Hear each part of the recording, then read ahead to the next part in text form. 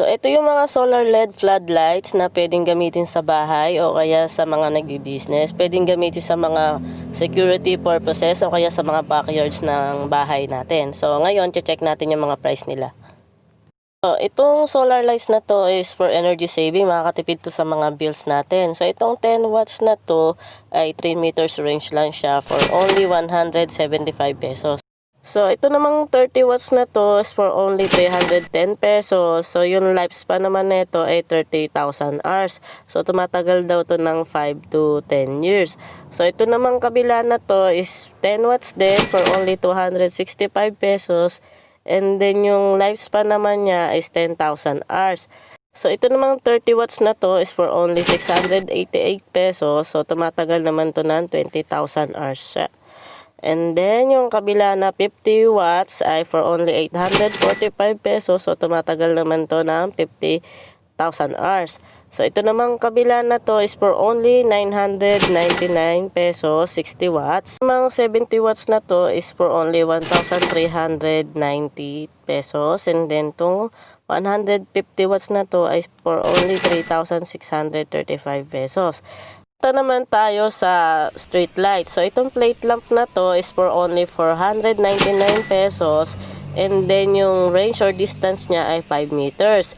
And then, itong solar mini diamond lights naman ay for only 460 pesos. And then, yung range nito ay 3 meters. So, mas malaki yung range nung kabila. So, ito namang solar motion sensor light or human sensors for only 299 pesos. And then, the solar lamp naman na 200 watts is for only 2,785 pesos. So, meron din naman na solar charge controller na worth 877 pesos. Dito nyo i-charge yung mga solar LED lights nyo. Ito naman yung multifunction solar lights na 40 watts is for only 1,575 pesos na ginagamit sa mga gas station, factories, or yung mga outdoor lighting. O, yung 60 watts naman na ito is 1,890 pesos, and then yung 100 watts is for only 2,999 pesos. Naman tayo sa mga solar panel nila. So, itong 30 watts na to ay for only 1,265 pesos. So, ganyan yung itsura niya. And then, meron din silang solar lamp na ganito yung itsura. Worth 890 pesos. So, ayan, ganyan kalaki.